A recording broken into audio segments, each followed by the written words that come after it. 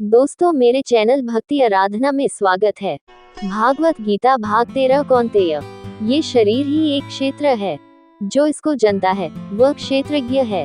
वह इसमें फंसा नहीं बल्कि निर्लेप है। इसका संचालक है अर्जुन। संपूर्ण क्षेत्रों में मैं भी क्षेत्रज्ञ हूँ। अन्य महापुरुषों से अपनी तुलना की। इससे स्पष्ट है कि श्री कृष्ण भी एक योगी थे, क्योंकि जो जनता है वह क्षेत्रज्ञ है, ऐसा महापुरुषों ने कहा है। मैं भी क्षेत्रज्ञ हूँ, अर्थात अन्य महापुरुषों की तरह मैं भी हूँ। उन्होंने क्षेत्र जैसा है, जिन विकारों वाला है, तथा क्षेत्रज्ञ जिन प्रभावों वाला है, उस पर प्रकाश डाला। मैं ही कहता हूँ ऐसी बात नहीं, महर्षियों ने भी यही कहा है। वेद के छंदों में भी उसी को विभाजित करके दर्शाया गया है। ब्रह्मसूत्र में भी वही मिलता है। शरीर जो क्षेत्र है, क्या इतना ही है जितना दिखाई देता है।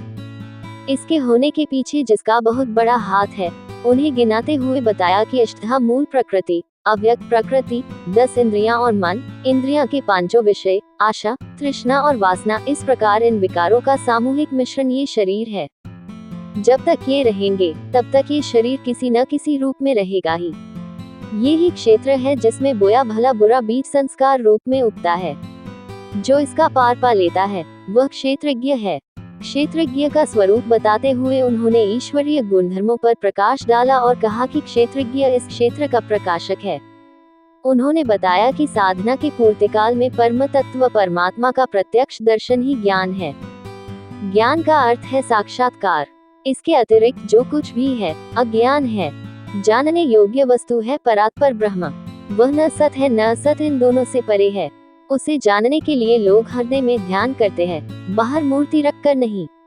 बहुत से लोग सांख्य माध्यम से ध्यान करते हैं, शेष निष्काम कर्मयोग संपूर्ण के साथ उसकी प्राप्ति के लिए उसी निर्धारित कर्म आराधना का आचरण करते हैं। वे भी परम कल्याण को प्राप्त हो जाते हैं। अतः कुछ भी समझ न आए तो उसके ज्ञाता महापुरुष का सत्संग आवश्यक है।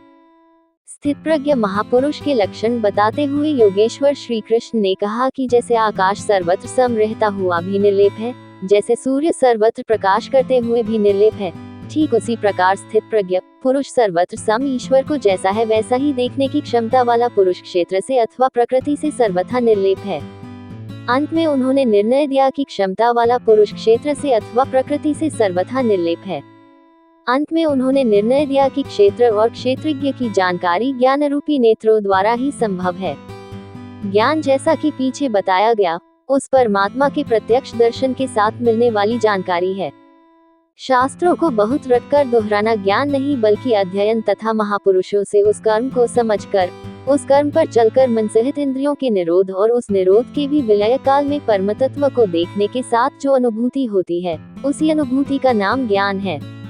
क्रिया आवश्यक है। इस अध्याय में मुख्यतः क्षेत्रज्ञ का विस्तार से वर्णन किया गया है। वस्तु क्षेत्र का स्वरूप व्यापक है।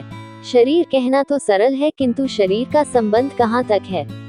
तो समग्र ब्रह्मांड मूल प्रकृति का विस्तार है। अनंत अंतरिक्षों तक आपके शरीर का विस्तार है। उनसे आपका जीवन ऊर्जस्वी है। उनके बिना आप जी नहीं सकते। ये भूमंडल, विश्व, जगत, देश प्रदेश और आपका ये दिखाई देने वाला शरीर उस प्रकृति का एक टुकड़ा भी नहीं है। इस प्रकार क्षेत्र का ही इस अध्याय में विस्तार से वर्णन है। अतः इस प्रकार श्रीमद् भगवद गीता रूपी उपनिषद एवं ब्रह्मविद्या तथा योग शास्त्र विषयक श्री कृष्ण और अर्जुन के संवाद में क्षेत्र क्षेत्रज्ञ विभाग